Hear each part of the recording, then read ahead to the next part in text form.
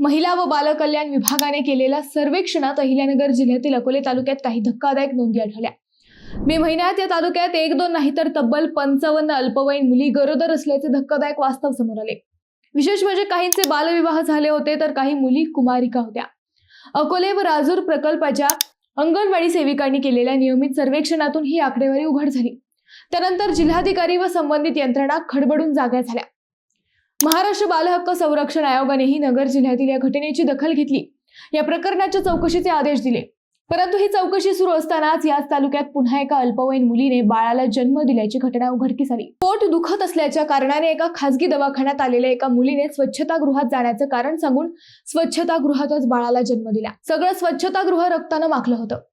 बाळाच्या रडण्याचा आवाज ऐकू आल्यावर दवाखान्यातील सगळा स्टाफ स्वच्छतागृहाकडे धावला व हा प्रकार उघड झाला। नेमकं काय घडलं हेच आपण या व्हिडिओतून पाहणार आहोत। नमस्कार, मी अद्वैता आणि आपण पाहत आहात अहिल्यानगर लाईव्ह 24, नगरी घडामोडींचं परफेक्ट अनालिसिस। जानेवारी 2026 मध्येच अकोले तालुका जिल्ह्यातच नाही तर राज्यात गाजला होता। जानेवारीत एका 11 वर्षांच्या 5वीतील मुलीने बाळाला जन्म दिला होता। त्याचं झालं असं की अकोले तालुक्यातील सुगाव बुद्रुक परिसरातील एका गरीब आदिवासी कुटुंबातील एक चिमुरडी पोटात दुखत असल्याने दवाखान्यात आली। या मुलीचं वय होतं फक्त 11 वर्षे। अकोले ग्रामीण रुग्णालयात तिची तपासणी झाल्यावर ती 9 महिन्यांची गरोदर असल्याचं समोर आलं। आता या परिस्थितीत काहीच करणं शक्य नसल्यानं तेथील डॉक्टरांनी तिला ऍडमिट करून घेत काही तासात तिची डिलिव्हरी केली। हे सगळं गंभीर होतं। 4थी-5वीच्या पोरीला एक नवा जीव सांभाळण्याची वेळ आली होती। हा प्रकार गंभीर होता। डॉक्टरांनी पोलिसांना ही घटना कळवल्यावर पोलिसांनी तातडीने त्या मुलीचा जबाब घेतला। संदीप मेंगाळ या तेथीलच एका नराधमाने या मुलीला काही महिन्यांपूर्वी पळवून नेऊन तिच्यावर अत्याचार केला होता। त्यानंतर त्याची शारीरिक भूक भागल्यावर त्यानं या मुलीला पुन्हा तिच्या आई वडिलांकडे सोडून दिलं होतं। या प्रकरणातूनच ती मुलगी गरोदर आहे आणि 11व्या वर्षी आई झाली। वैद्यकीय अधिकाऱ्यांच्या तक्रारीवरून अकोले पोलिसांनी आरोपी संदीप मेंगाळ याच्या विरोधात पोक्सो अंतर्गत गुन्हा दाखल करून त्याला अटक केली होती। हे प्रकरण संपूर्ण राज्यभर गाजलं। त्यानंतर अकोले आरोग्य विभाग जागा झाला। आदिवासी पाड्यावर सर्वेक्षण होऊ लागलं। मे महिन्यात अंगणवाडी सेविकांनी केलेल्या सर्वेक्षणात त्याहून धक्कादायक आकडेवारी समोर आली। अगदी 15-16 वर्षाच्या तब्बल 55 मुली गरोदर असल्याचे या सर्वेक्षणात दिसून आलं। या सगळ्या प्रकरणाच्या बातम्या प्रसिद्ध झाल्यावर सरकारही हादरलं। जिल्हाधिकाऱ्यांना आदेश देऊन बालविवाह रोखण्यासाठी कठोर पावले उचलली गेली। ज्या वयात लहान मुलींना त्यांचं स्वतःचं कळत नाही त्या वयात या मुलींवर आई होण्याची जबाबदारी पडली होती। त्यातील काही मुलींची डिलिव्हरीही झाली होती। सरकार, आरोग्य विभाग व इतर सगळी सरकारी यंत्रणा या प्रकारावर काम करत असतानाच याच अकोले तालुक्यात मंगळवारी याहून धक्कादायक प्रकार उघडकीस आला। अकोले तालुक्यातील कोतुळ येथे मंगळवारी एक अल्पवयीन मुलगी पोटात दुखत असल्याच्या कारणाने एका खासगी दवाखान्यात आली। डॉक्टर इतर पेशंटला तपासत असताना तिच्या पोटात दुखू लागले। तिने तेथील स्टाफला बाथरूम कुठे आहे अशी विचारणा केली। त्यानंतर ती घाईघाईने बाथरूम मध्ये गेली। बराच वेळ झाला तरी ती बाथरूम मधून बाहेर न आल्याने दवाखान्याच्या स्टाफला शंका आली। त्यांनी हा प्रकार डॉक्टरांना सांगितला। डॉक्टरांनी स्वतः बाथरूमचा दरवाजा वाजवून मुलीशी संवाद साधला तर तिने आतूनच पोटात दुखत असल्याचं डॉक्टरांना सांगितलं।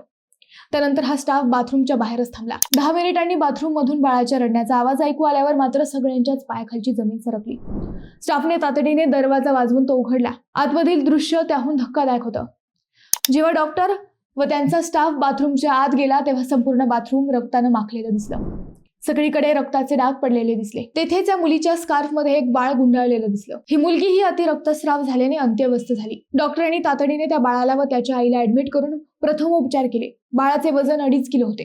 बाळ व त्याची आई गंभीर अवस्थेच्या बाहेर आल्यावर डॉक्टरांनी हा सगळा प्रकार पोलिसांना कळवला। त्यानंतर या बाळाला व त्याच्या आईला पुढील उपचारासाठी नाशिकला हलवण्यात आले।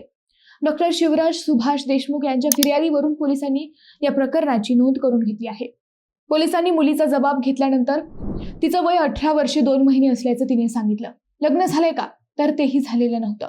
मग हे बाळ कुणाचं असा प्रश्न पोलिसांनी विचारल्यावर त्या मुलीनं तिच्यावर घडलेला अतिप्रसंग सांगितला। अकोले तालुक्यातीलच अमोल सुभाष चौधरी या 33 वर्षीय व्यक्तीने आपल्याला लग्नाचा आमिष दाखवून आपल्यावर अतिप्रसंग केल्याचं या मुलीने सांगितलं। अकोले पोलिसांनी BNS 64-21 पोक्सो कलम 46 अन्वये चौधरी यांच्या विरोधात गुन्हा दाखल केला। हे सगळं पोलिसांना विचार करायला लावणार होतं।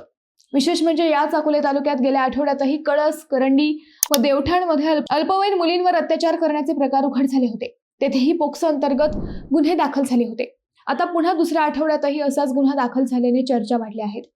कधी पळवून नेऊन, कधी बळजबरी करून, कधी लग्नाचा आमिष दाखवून तर कधी अज्ञानाचा फायदा घेऊन अकोले तालुक्यात मुलींवर अत्याचाराचे प्रकार वाढले आहेत।